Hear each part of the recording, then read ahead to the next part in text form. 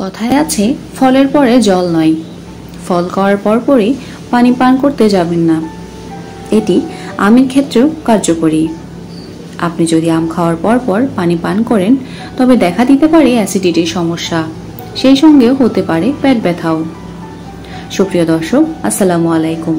আজকের ভিডিওতে আমরা জানব আম খাওয়ার পর যে খাবারগুলো খাওয়া ঠিক নয়। দই। অনেকেই আম ও দই একসঙ্গে মিশিয়ে লাচ্ছি তৈরি করে খান। লাচ্ছি কিংবা স্মুদি যাই তৈরি করুন না কেন, আমের সঙ্গে দই মেশাবেন না ভুলেও, কারণ এই দুই খাবার একসঙ্গে খেলে শরীরে তার বিরূপ প্রভাব পড়তে পারে। করলা।